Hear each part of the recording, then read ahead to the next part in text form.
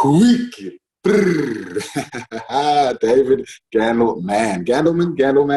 How do you pronounce that? Yeah, Gandelman. Yeah. Gandelman. Is that? It's very wizard-like. I get that all the time. My friends will call me Gandalf, man. I gotta grow the beard in first to deserve it. How you going with the grays, or is it all disappearing? That's right. Yeah, I got a bit gray coming in. Awesome. So, pretty much, I don't know a thing about you. So, why don't we start there? Sure. So, actually, I do a lot of different things, but I would say my main competence is I teach spirituality and I teach meditation. And as wild as this sounds, I spent 7 years at an intuitive training school in Hawaii, or you might call it a psychic school. And I learned, and then I started to teach people how to develop their spiritual abilities and their meditative abilities. Yes, a little bit of a Harry Potter. I was director of kind of a real Harry Potter school. And yeah, kind of a Hogwarts of Hawaii. And then that's what we call a low Hogwarts. That's right. Yeah, it was pretty magical there. It was on a pretty remote part of the Big Island, small town, so it was pretty isolated. And so I did that for a while. Lived in the Himalayas before that. Studied much more of the Eastern tradition style meditation, Vedanta, Zen, Hinduism, Buddhism, all of those. What brought you to there? Like, are you kind of working backwards? Yeah, I'm working backwards. Yeah. So when I was a teenager, I didn't meditate or anything like that. Never even heard of it. My brother, he was taking acid in college, came home and was like, "Hey man, you need to open your mind." He dragged me to a bookstore. I ended up randomly picking up The Power of Now by Eckhart Tolle, and I brought it home, and that was the beginning of my meditation journey. I would say I had a spiritual awakening at that moment. And then first had a taste of meditation. Like page 3 of The Power of Now. Yeah, just a few pages of that book. And then so from 16, 17, 18, I would go on the internet and I would just look up ashrams in the Himalayas and be like, oh my God, I want to go live at one, which was really strange. I grew up in the suburbs of New Jersey in the United States, outside of New York City. Bergen County, just like 15 minutes outside of Manhattan. And yeah, and so my parents were like, what the hell is he doing all the time in his room meditating? What is that? So that's like close to the Hudson? Yeah, right there. Pretty close. Yeah. Classic suburbs. And so I ended up I graduated college, and then I went to Spain and then the Himalayas, fulfilled that dream, lived in an ashram for a while, and really went deep into studying spirituality. And then ended up at that Hogwarts school in Hawaii. And now I live in Los Angeles and teach meditation. Hello. Hello, something's here. Let me just give me a second. I'm just going to pause for a moment. Sure. Let's see what I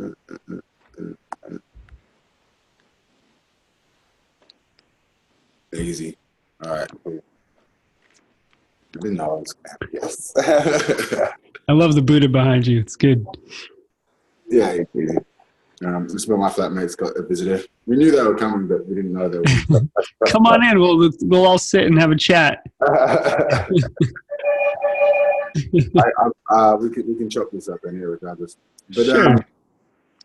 So I just lost my train of thought. So we were in Aloha.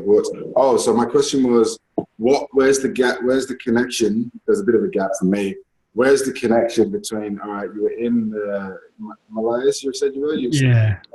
So then how did you find out about the Aloha? Yeah, it's an interesting story. I was hanging out with some friends, and a buddy of mine was like, hey, would you like an intuitive reading from this girl I'm dating? This woman, she was not a girl. And I was like, I don't know what that means, but all right. And so she sat me down on these pillows in a restaurant on the Ganges River. You know, in India, some restaurants, especially in the Ganges, they'll sit on pillows on the ground. And she closed her eyes and she just gave me this intuitive reading. She looked at me with her eyes closed. It was the first time anyone had ever done that. And what she said was so accurate, so profound. I could feel energy shifting in my body. And then I spent 2 days laying in bed. I could just feel like pain melting off me, like icebergs melting. I didn't even know I had this inside me. And I had a fancy degree in philosophy. I thought I read every book there was on spirituality, and I had never experienced something like this. And so I went back to her. I was like, where did you learn how to do that, you witch? And she was like, at this place in Hawaii. So I literally bought a ticket to move there and to study, which I did for 7 years. And the really cool thing was, yeah. To be there for 7 years? Or no, not at all. I had no plan.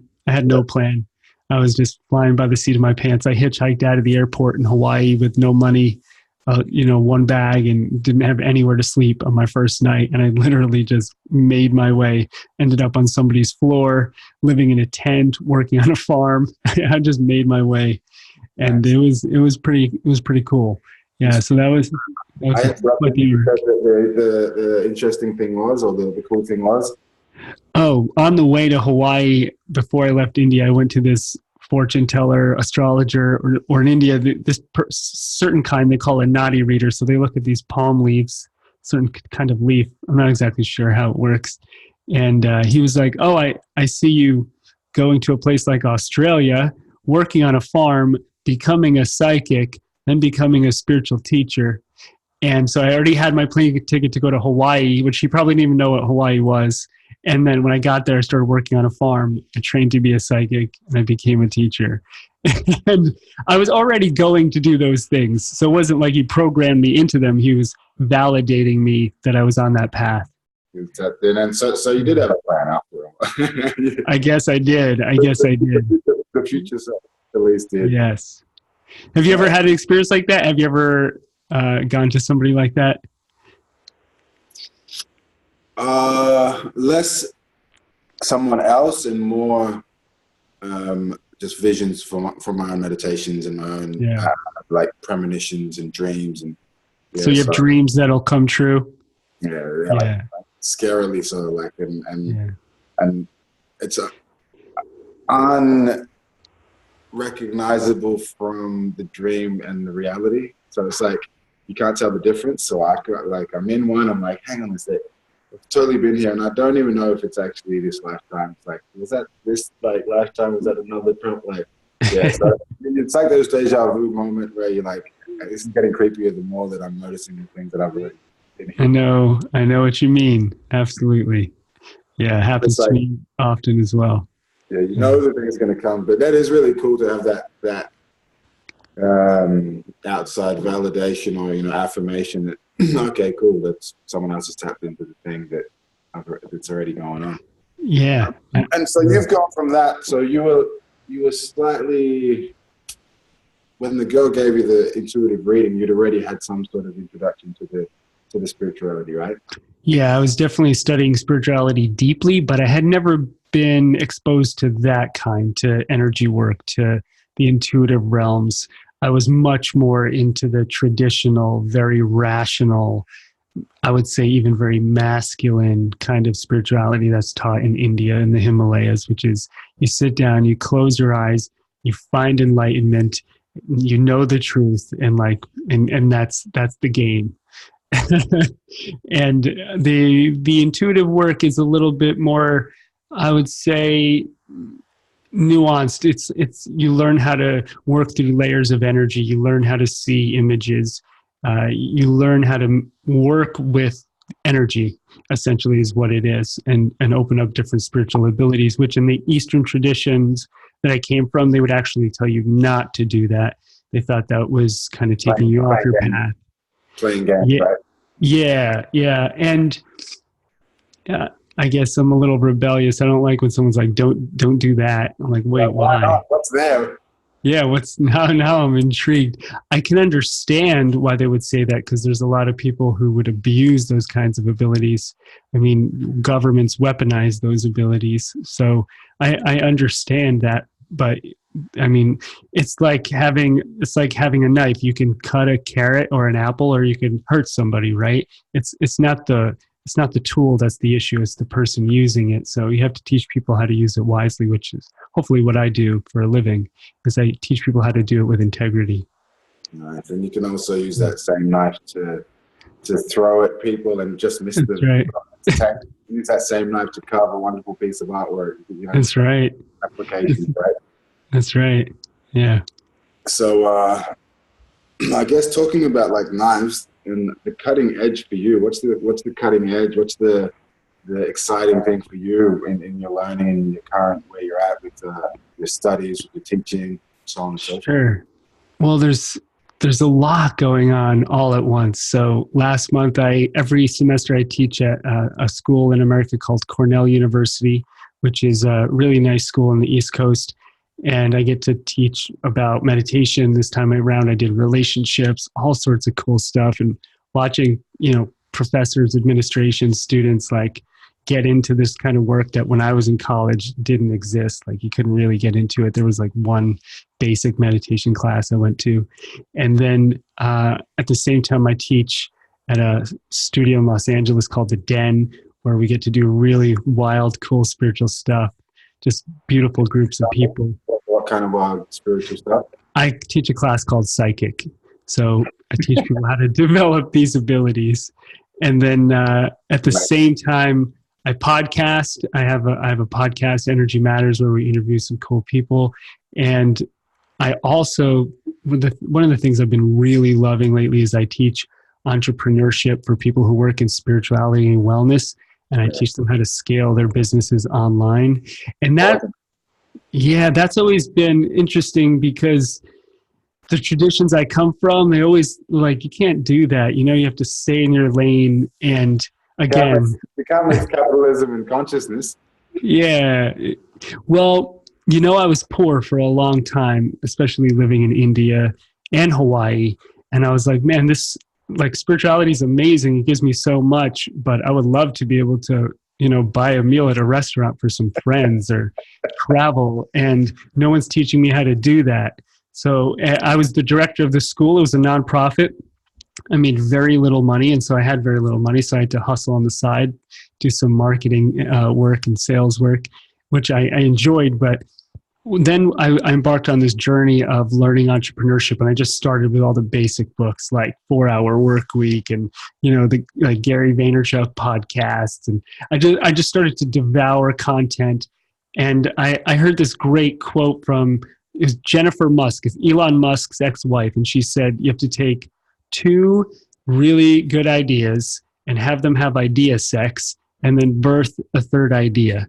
Synergize things. And so, all right, I have this spiritual part of me and now I have this business part of me and I put them together. And now I really enjoy helping people like us who work in wellness to build something that's sustainable so that they can live the life they want to live and not just do it on the side or dream about it, but really make it happen. And it really is a very sophisticated process. There's a lot of moving parts and it's a long arc. Like everybody wants to build a platform and just like let it rain money for my online course, but they don't realize how much real work it takes to build something of value that lasts. And I like guiding people in that way. Years, hundreds and hundreds and hundreds and thousands of hours, really. And more manpower than just like yourself. A lot of us trying to do it ourselves a lot of the time. Especially the rebellious, the leader type, the alpha type who is gonna say fuck the system. It's just be like, I do it myself. And like, so learning how to build a team and work with outsourcing and delegation is all of the above. Yeah. So I have like 7 people that work with me on my team that help me in all different respects. And it's so cool. What do some of them take care of? Like, and are they taking care of things that aren't your strength, or how does that all work? Absolutely. So if you ever want to, there's a difference between being self-employed and being an entrepreneur. People think they're entrepreneurs, but they're just self-employed. So if you're working every hour for yourself to make money and that's it, you're self-employed, which is fine. But to be an entrepreneur, to scale, you have to build a team. And so I have someone named Lauren that works for me that helps me with email and helps me with scheduling and podcast scheduling. And I have someone named Rachel who does graphic design and web work. I have a publicist for the podcast. I have an audio editor, back-end internet person, bookkeeping, so accountant. I mean, these are things that I could never do, right? Like I can never.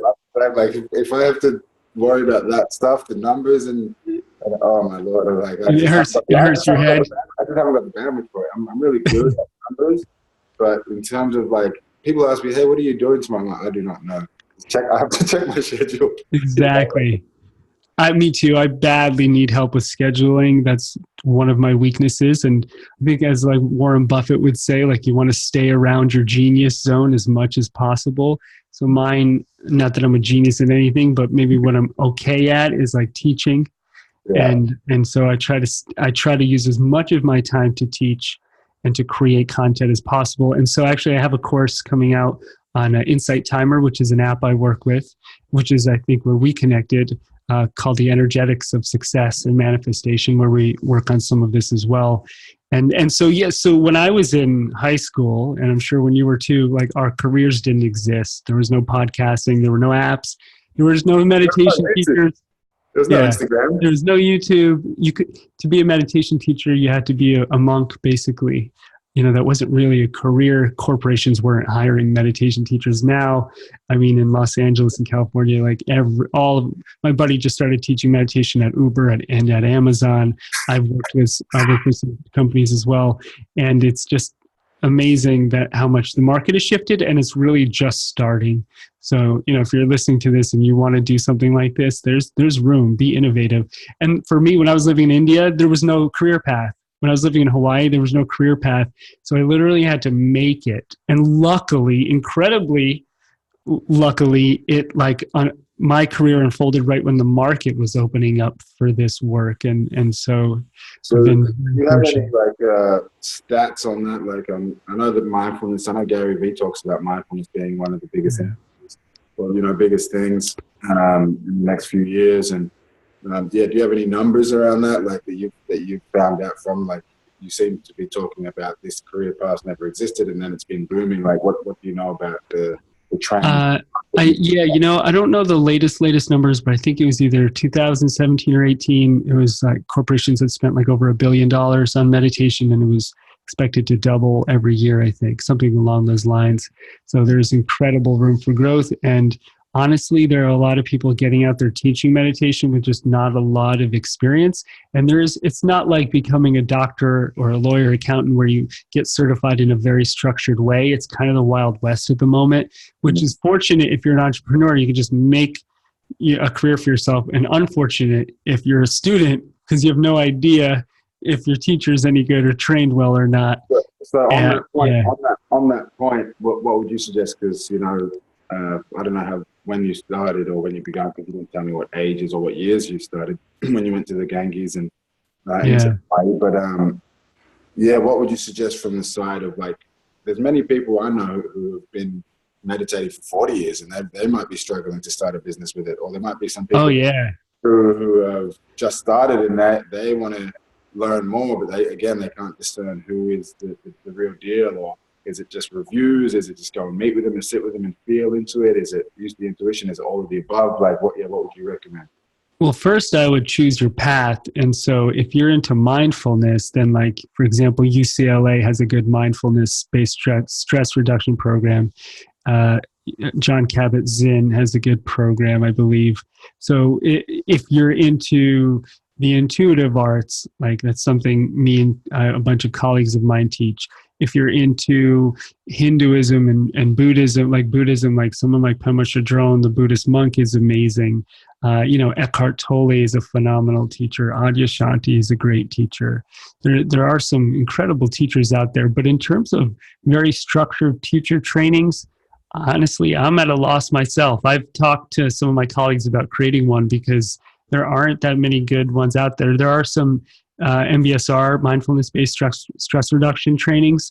But other than that, it's just, I think one of the reasons is as well, like, meditation is as much of an art as a science. And so it's about the person's own awakening, kind of where they are in their growth. And then it's also about their ability to be able to teach that. So you might be a phenomenal meditator, but you might be a shitty teacher. Or you might be a great teacher and you need to sit more. So I think when those things come together, you can become a great teacher in your own right, and not worry at this moment and time in the market. You don't have to worry too much about the right certifications. I think ultimately it's like if people enjoy your work and enjoy your teachings.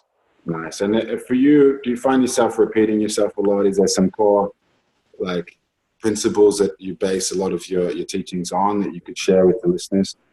I wish. I don't know. I think there used to be more. I'm a little fast and loose now. I would say a couple of the things that I've landed on just from my own experience and working. I've done thousands of one-on-one readings and sessions, counseling sessions with people over the years. So there are definitely some things that I've learned over time working with people and teaching. One of them is that most people have no idea really why they're on this planet. They're kind of letting life happen to them, and they're just reacting to every situation and trying to survive and get by, which is okay for a while. But if you really want to make your life work and be fulfilled, then you have to start living on purpose. And I think a lot of us suffer from like a psychic amnesia. So we have our first memory when we're about 3. If you're lucky, 2. If you're unlucky, I don't know, 5, 6. And then we're like, why? You know, what was that memory? Why am I here? Where did I come from? And now I have to figure this whole thing out. And I think that we exist far before we're born into these bodies, and reconnecting with that part of ourselves is immensely important. Whether not necessarily like having memories, but like there's this essence in us, almost like the way the trees have a memory of the entire forest. There's just this collective memory. There's this deep, subtle essence in us that's much deeper than just the physical form that's trying to survive on a daily basis. And if we're not in touch with that, we're going to get lost. And a lot of people are out of touch with that because they just live in their left brains. And so meditation brings us back into touch with that space inside of ourselves. And then once we're in a real, authentic place, then it becomes easier to see what's true for us on our life path and what's not. And you know, out of all the thousands of people I've worked with, everyone has the same question, no matter what they ask. If they're like, hey, look, help me with my relationship, my career, my money, my spirituality, my pain, it's always the same question, which is, what is my next step in life? You know, what's my next step? How do I heal? How do I grow? What is that next step? And so for me, then the question becomes, how do we find out what our true next step is? Like, is there a true next step? Is every decision I make right? Does it not matter? Is there a way to see that and to know it for sure? And I took a class in college when I studied philosophy called epistemology, which is the study of knowledge, of how you know something. But unfortunately, I think if you only use your intellectual capacity to make decisions, it's kind of like trying to change something in the mirror, or like wipe something off your face in the mirror. Like it's just in your head. It's just intellectual. And when you go deeper in meditation, you can start to really feel, start to know, and start to see your answers in a way that maybe I can't fully describe, but there's just something more real about those answers and true than just intellectualizing them. Like, for example, when those big questions in life, like, is this person my soulmate? Like, is this my real career path? Who am I? What's my creativity really like? Questions that somebody else can never answer for you. There's nobody who can answer those questions for you. You have to find them in yourself. When it comes to finding those answers, nobody teaches us how. They only teach us how to remember things and then regurgitate them. And so meditation is one of those tools that helps us find that way to look at our next steps. And the intuitive arts, for me, developing your spiritual abilities is how you start to see those answers with your eyes closed. And at a certain point of progress, maybe even with your eyes open. Keeping your eyes open as well. So what would you suggest to anybody who would like to start a practice? I know it's probably 100%, maybe not 100%, but 97% at least of people who I'm talking to about mindfulness and meditation say, I need to do that more. I've tried that before and that wasn't for me, but it felt like it was beneficial. Or like a lot of people will be like, yeah, I need to do that more. I need to be more present. Or I would love more of that. When I start talking about it, like, yeah, that sounds good. That looks like something I would like.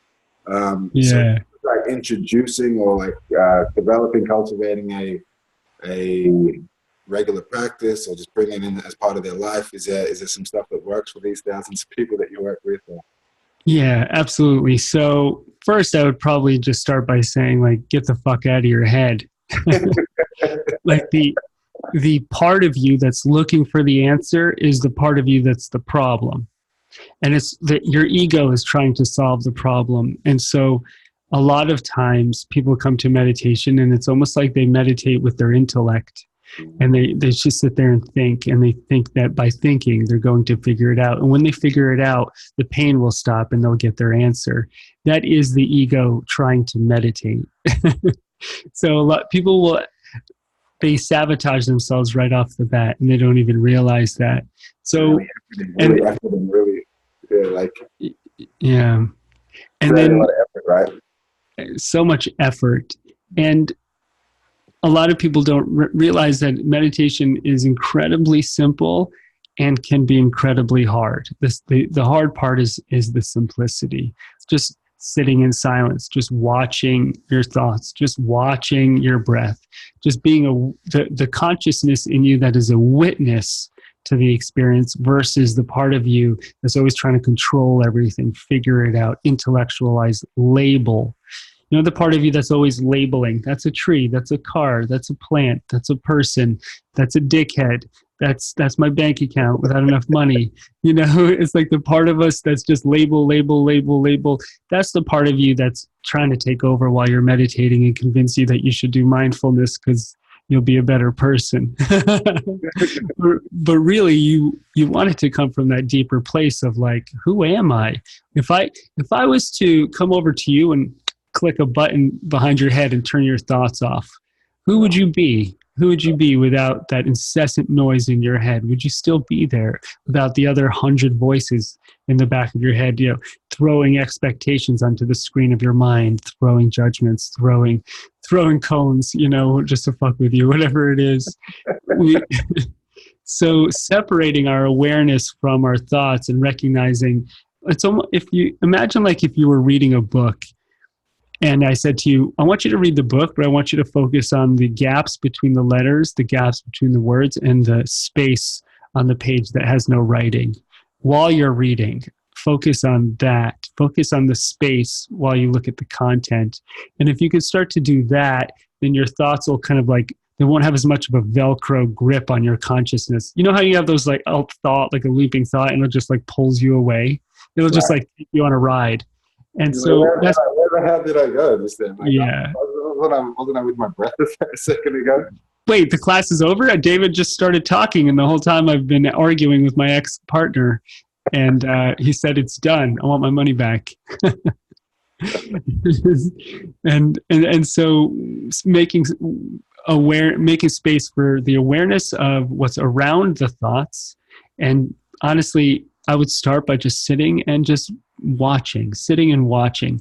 And then the next step, watching your thoughts, watching your feelings, watching your breath, whatever it is. So there's so many different kinds of meditation techniques, but essentially you want to start by just observing whatever you experience, the sounds in the room, the pressure of gravity, whatever you experience. That's how you start, just by watching. And then as we go deeper, and this is where I think like someone's been meditating for 40 years and they're still kind of a dickhead, or they haven't made any progress in certain areas of like relationships. Like they're great at meditating, but they suck at relationships. And this is where the rubber hits the road, where it gets deeper and more valuable for me is then we start to work with energy. So I close my eyes, and now there's this looping set of thoughts of like when I was 8 years old and I had, you know, some abusive moment, or I feel invalidated for my job, or I'm lonely, and that energy starts to come up. Now, what do I do with that in meditation? And unfortunately, in a lot of traditions, they say nothing, just watch that and let it pass. And I think that works to an extent. That's good. Takes a long time to get rid of it. Yeah, that's right. But I would say that a lot of your answers are actually inside the pain. Right. They're inside the loop of thoughts. So there's a thought the thought doesn't matter as much as you think it does. The energy behind the thought or the energy behind the emotion is what matters a lot more. So what's the energy behind the thought that I'm not far enough in my career space? Look at that for a moment. Oh, it's invalidation because I'm comparing myself to somebody else. Where did that come from? Oh, when I was 8 years old, my dad said to me, you better fucking be somebody when you grow up. And like, I took that to heart, and that got stamped on my consciousness. And ever since then, I've been trying to fulfill that, which actually isn't even my life purpose. I've been trying to fulfill this chunk of pain that my dad put in there. So we have to follow it all the way back, see it for what it is in a neutral, loving, accepting way, and then we free ourselves from those energies. If we don't do that, it's almost like... Can you repeat that? Because you kind of said that really quickly, but that's an important part that is missing in a lot of the practice. Yes. So we find the thought, we look at the energy behind the thought, invalidation, pain, loneliness, whatever resistance, frustration, jealousy, resentment, whatever it happens to be. And then we trace it back. We ask the question, where did you arise from? Where do you come from? And the resentment's like, I come from when you were 12 years old and that girl wouldn't say yes to you. And then you decided on some level you were going to try to sleep with every girl you ever met just to show that you're worthy. And then you get this ego complex about like, I get my value based on the women that I date or the men that I date, right? Or you grow up poor and there's so much pain that you base your value on how wealthy you are.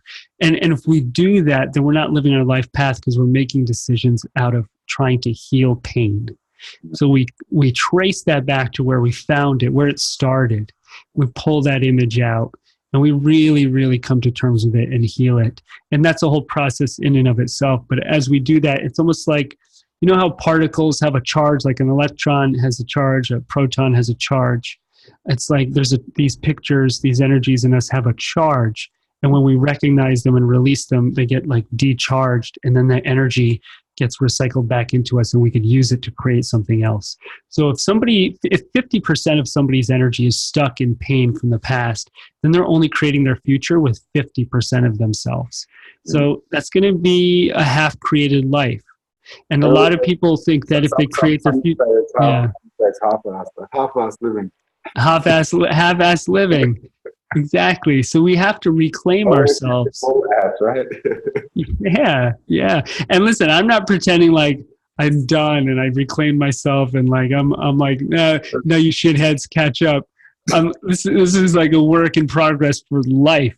And I work with different guides, healers, counselors every week for myself to help me stay on track and make sure that my energy is moving. And if I'm stuck on something, I get help with it. Nobody teaches us how to maintain our energy in a healthy way. And so we don't, because we just think we need to make money and find a partner and be cool. And so we don't maintain our energy, but it's almost like not exercising. You get energetically out of shape and then your muscles go into atrophy. And then somebody invalidates you and you can't handle it because you're weak in that way.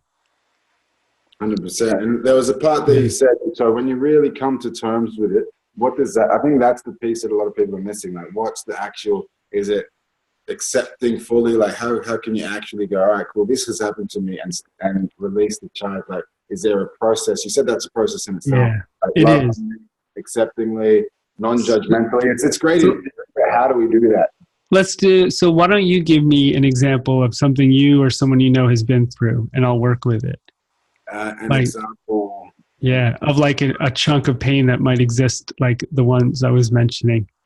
All right, so for instance, maybe like not being cared for as a youngster. So like my parents, probably maybe we'll say 8 or 9 years maximum. I'm like highballing that figure.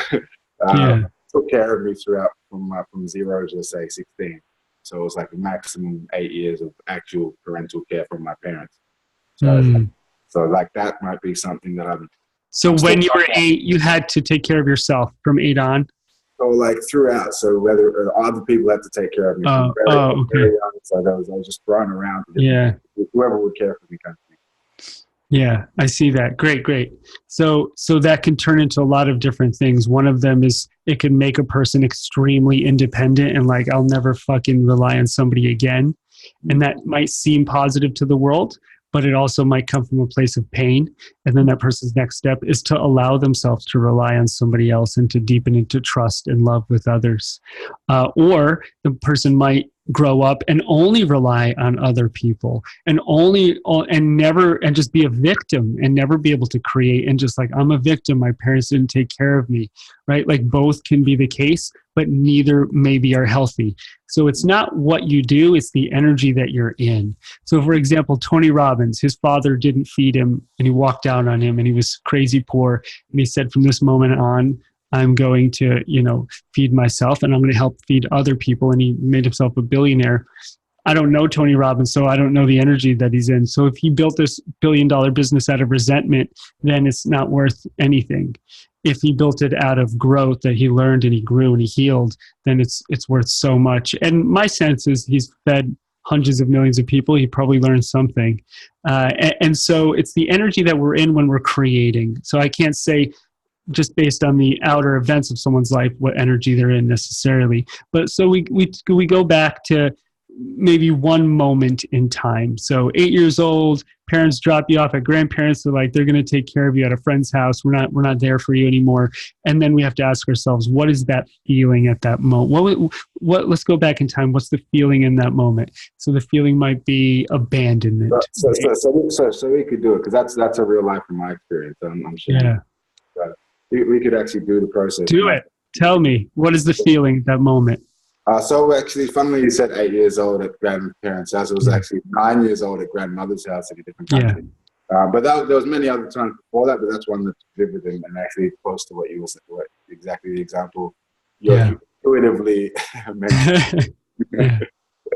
The feeling there was, I guess, confusion, lostness, like, why am I here? I don't know what's going on. Yeah. So confusion, and then confusion is usually an energy that's on top of another energy. So if we look, confusion's like, if you look at it energetically, it's like a cloud. It creates like a cloud. It foggies our vision, like we can't see clearly. So underneath confusion, there's something probably deeper. So underneath confusion, let's find out what's there. Is it feeling like you're not loved? Abandonment? Unwanted. It's not quite abandonment, because I felt before that I'd always have myself regardless. So it's less that and more, I guess, unwanted, unlovable, something around those kind of. Oh, interesting. So let's go with unlovable. So unlovable is a big one, right? So if somebody grows up, if someone doesn't heal that and they grow up from unlovable, then no matter what relationship they get in, they're never going to be able to receive love, because somewhere deep down they believe they're unlovable. That's fascinating. So we take that moment. Let's almost like if we look at a Polaroid picture of that one moment where you're getting dropped off, and you look at the energy and you go, all right, I see confusion. Under that confusion, I see the vibration of being unlovable. Cool. So let's just watch that for a moment. And sometimes as we just look at that, then the body in this moment starts to respond. And if you're really honest and open and authentic, you'll start to release that energy as you bring some forgiveness in. So like, let's look at that moment and go, well, look, you were 8 years old. Of course you felt confused. Of course you felt unlovable in that moment. Can you forgive yourself at that moment for feeling that way and let it be okay? And we just start there, and then we start to see if the energy shifts. Like, it's completely reasonable for an 8-year-old to feel that way. And just tell yourself, if I had you in meditation deeply, I would have you just tell your 8-year-old self, like, it's totally okay. You're fine. You grow up to be an amazing human being, and this moment taught you a lot and made you strong, but you don't need to hold on to that pain anymore. And so it's time to start to let it go.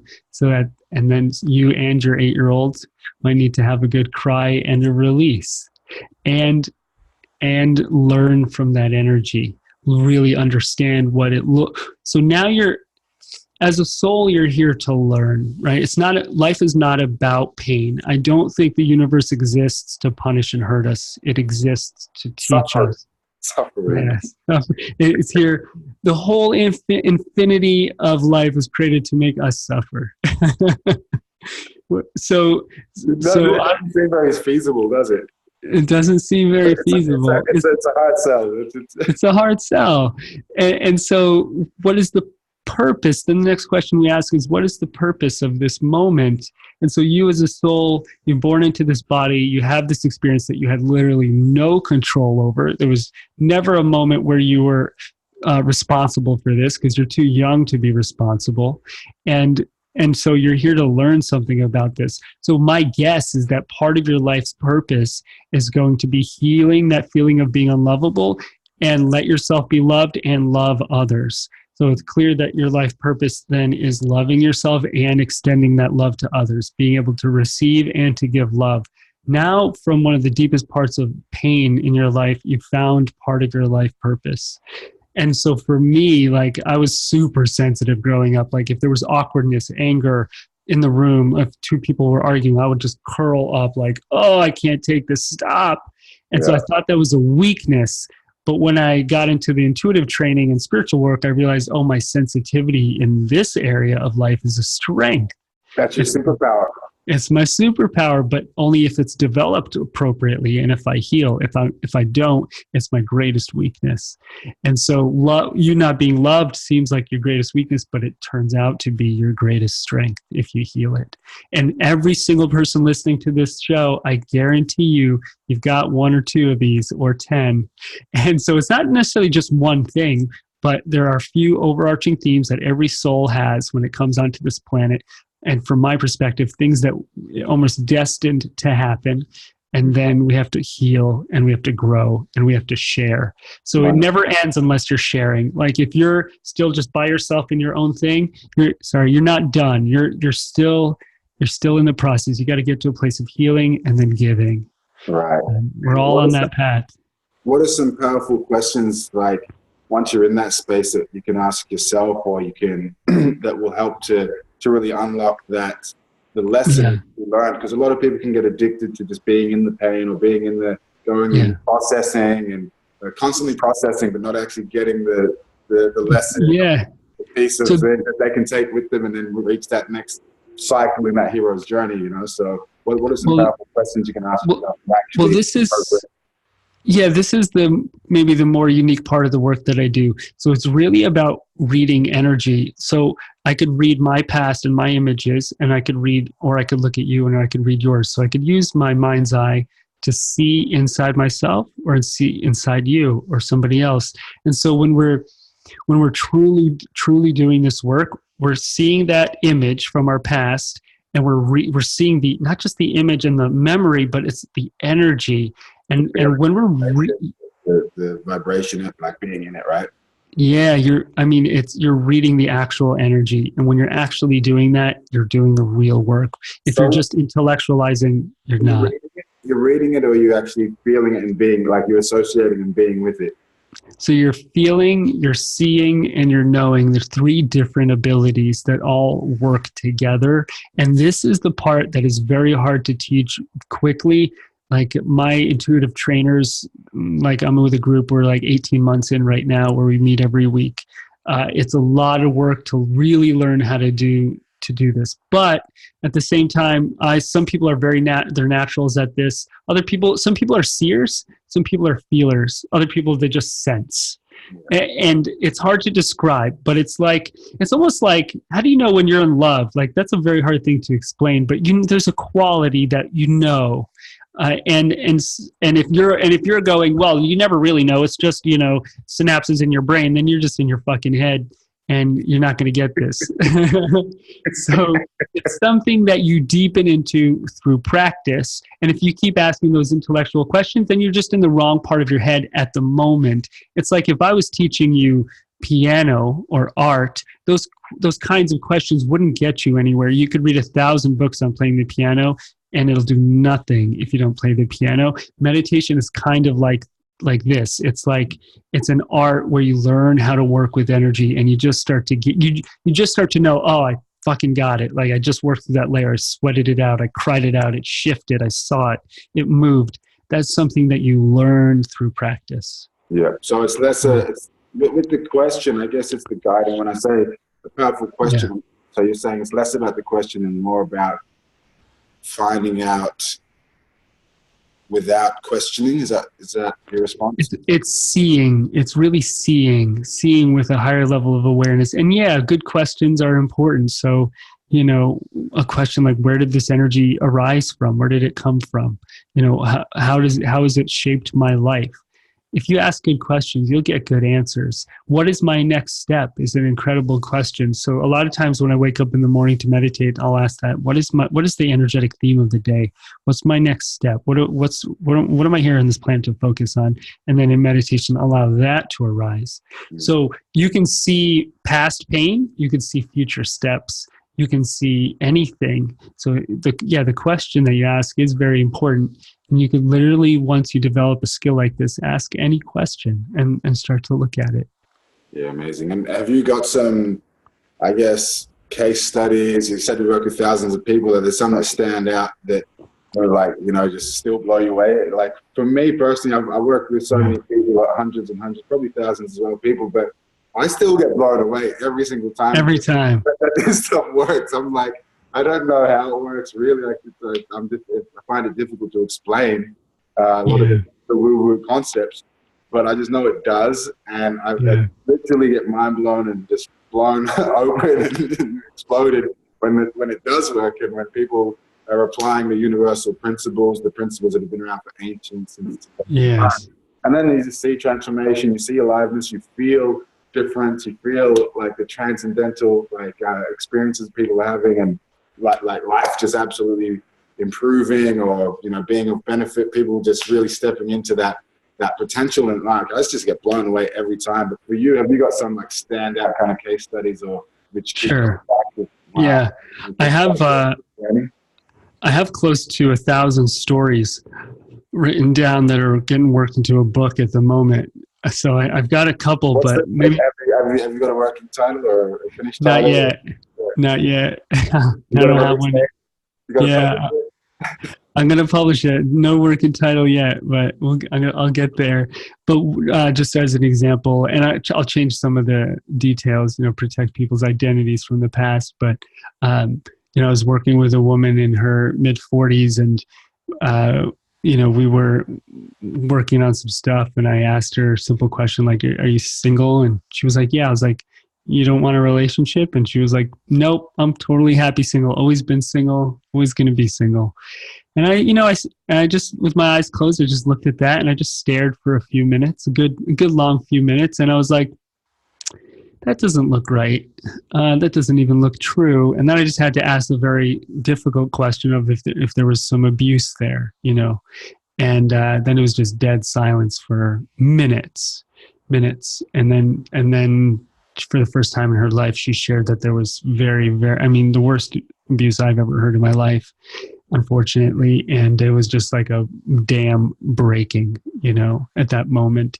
And the only reason she shared was because I was able to see it and just say it. And so she already knew that I could see it, but I was really there. I needed her to say it, you know, because that's where the power comes from.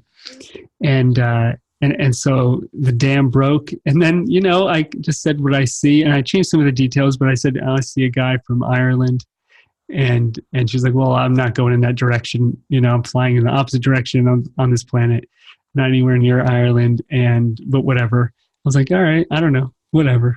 And so we, you know, it was great. We ended. And the next day she messaged me and she's like, dude, you wouldn't believe it. I'm in the airport and I met this guy from Ireland, and we exchanged numbers, and he seems really cool. and we weren't in Ireland or anywhere near Ireland. So that's it. Yeah.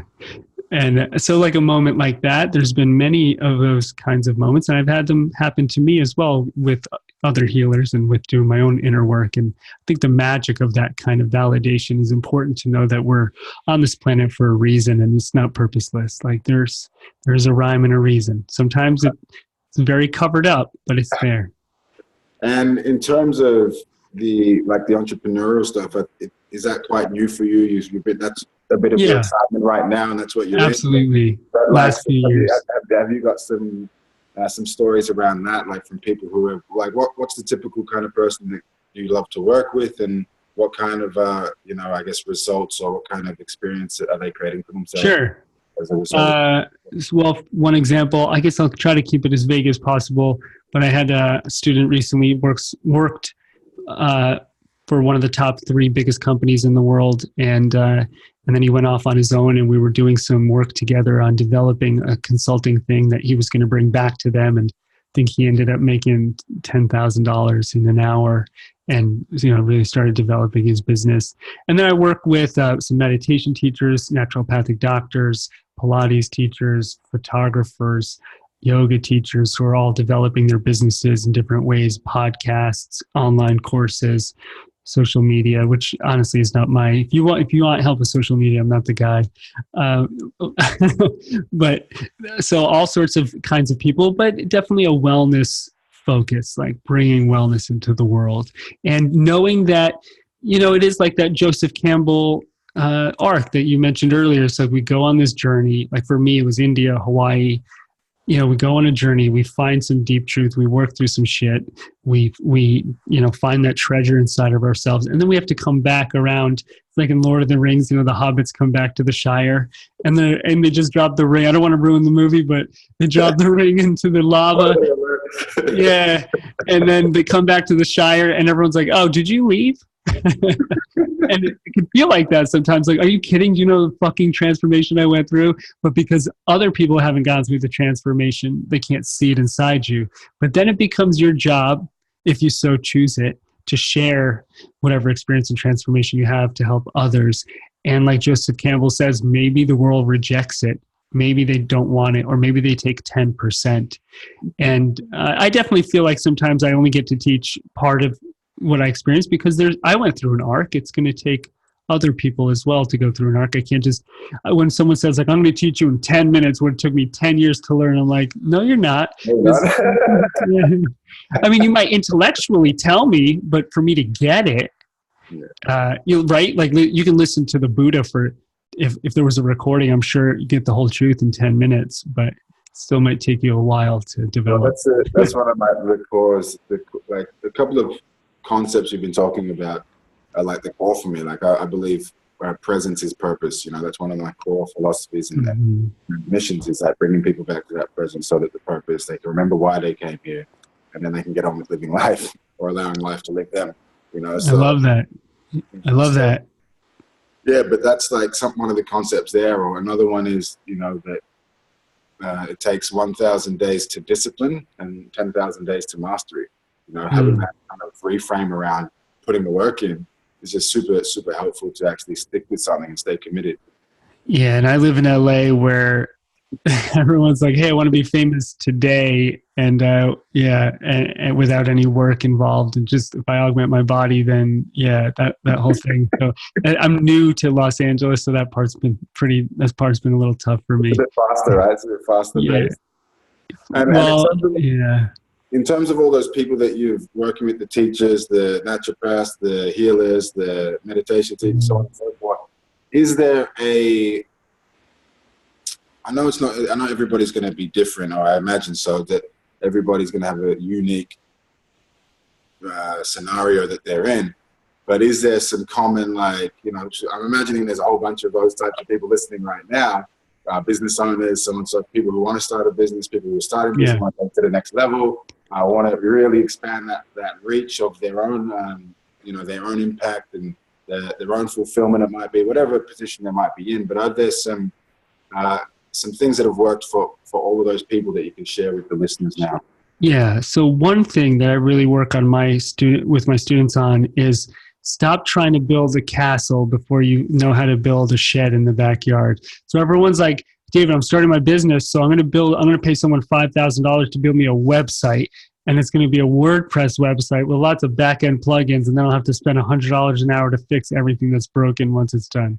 That's basically what I did at first, and that's what most people do. And they're like, David, I'm going to do Instagram, Facebook, YouTube, website, podcast. And I'm like, whoa. So one of the first things I always like to tell my students is like, imagine your business is like a tree. And every time you say to me, I'm going to do YouTube, all right, Now a branch just grew and 10 branches are going to grow off of that. So whatever, however much work you think it is, multiply that by 10 for that branch. Now you're going to do Instagram, multiply that work by 10. You're going to do a podcast, multiply that work by 10. And so usually what happens, we stretch ourselves too thin in the beginning and then we're multitasking like maniacs and we never get that far. So I highly suggest back all that up and start with something very simple. Create the content first. Don't worry about the platform. If it's video, make video. If it's audio, make audio. If it's written, write. Don't worry about the platform so much. Make something great and make something small, an MVP, a minimal viable product, something small that you could test and share. Because I guarantee your first up, it ain't going to be that good. You're going to think it is, like a kid who made a finger painting. I'm like, look what I did. And everyone's going to be like, you did so good. You'd be like, I did. But you know what? No, it's not that good. Trust me. Like, it's good, and you're great. You're wonderful. And being okay with that is huge. Yes. I believe there's a lot, 70% of people that I've encountered stop themselves from actually doing it because they know that and they know it's going to be imperfect and they're not okay with that. The perfect is the enemy of the good. There's nothing worse than trying to be perfect. That will kill your business from day one. Throw that idea out the window. It's going to be very messy, and be okay with that. So I say start with something very small. Create what I would call for example, if you're doing an online business of some kind, you want to create a course, just as an example. Create a lead generator. So maybe you do like 4 free days of meditation or 3 yoga videos or a PDF on recipes, on nutrition. Something really good. Don't give people something average. Give them your best work. Give it away for free. And honestly, you might end up having to give away your best work for free for a couple of years before you build a big enough audience to be able to sell something. Let me just repeat that. Hey guys, listening to this, you may have to give away your best stuff for years. Let that sink in for a second. Before you get any traction out there in the market. So, for example, I teach on Insight Timer app, which is the most used meditation app in the world.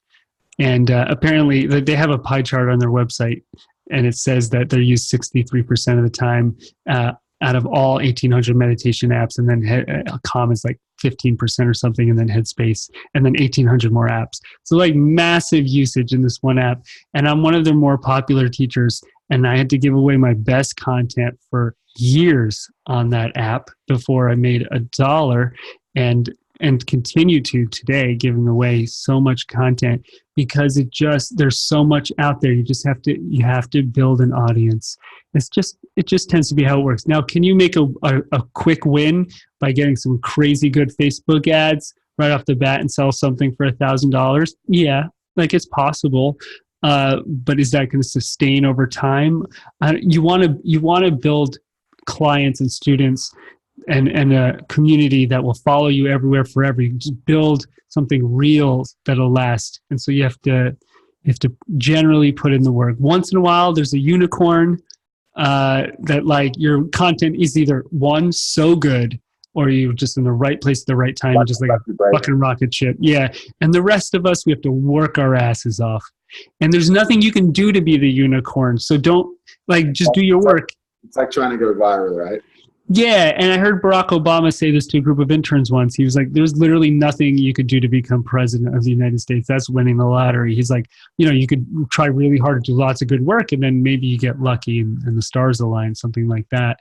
So the same with the business, like do the work, but create something very small, very simple, share it and iterate, make it better and better and better, 10,000 versions of the same thing until it's amazing, and make sure you're getting feedback from people. So if everyone's going, I don't want that, don't keep making that. Create something that works and helps people that they want. And the platform doesn't matter, because by the time you're ready to make money, the platform's going to be different. I guarantee it. In 2 years from now, there's going to be some Instagram alternative, some podcast thing that's different. So if you focus too much on that, you might miss out. Just make, if you're a great singer, it could be 2,000 years ago, it could be today, or it could be 2,000 years in the future. You're going to have a job if you're an amazing singer. Same if you're an artist. And in today's market, in today's world, it's all about that creative energy and what you have to offer in that way. So find that in yourself. It might take, you know what, by the way, the 2-year arc, for example, 2 years of sharing your stuff for free, that might be after a 10-year arc of developing, right? That might be after 10 years of developing an art. So if you're starting your business the same day you're starting your art, you're in trouble. Yeah. 100%. Thank you. There's so much we could talk about, I know, and I'm pretty sure we will get to. Maybe we save it for, maybe we chew on the other foot and I jump on your show or something like that. I'd love to have you. But there's been a ton of value in there. Thank you so much for joining us. And absolutely.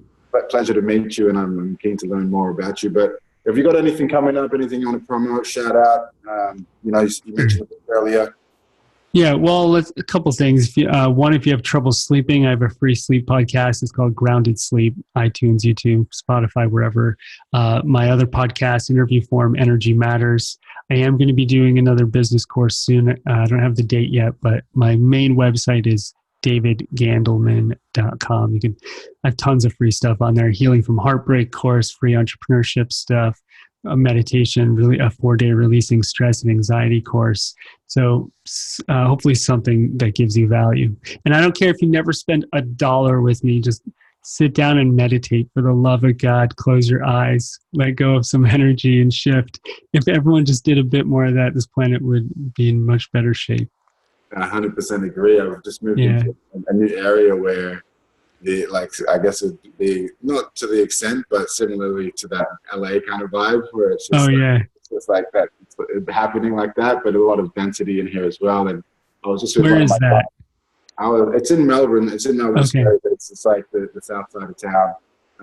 And St Kilda is the name of the place, but it is a lot of the business owners are leaving. A lot of it's gentrifying, and like a lot of what's happening where it's just like the density's around and people are leaving the area, and shop owners have to close down because no one lives here anymore. And oh wow!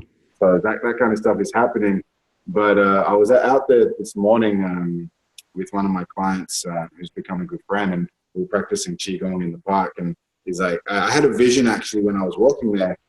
This is one of those premonition things which I believe, and I feel like it will manifest a lot of these things these days or over the past many years.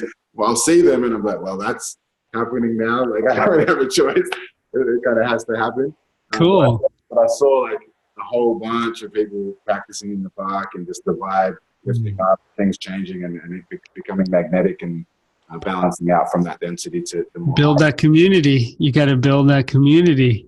Yeah, man. Yeah, we used to do it in Spain. We used to do a capoeira in the park in Barcelona. It was such a beautiful community. Oh my God, build it, man. Capoeira is the best. I was playing capoeira in that park about 15 years ago when I met one of my best friends. So, amazing. Getting those tap in and those intuitions right now, and I'd love to do some more work together as well, and meet some of your community as well. So yeah, let's connect, man.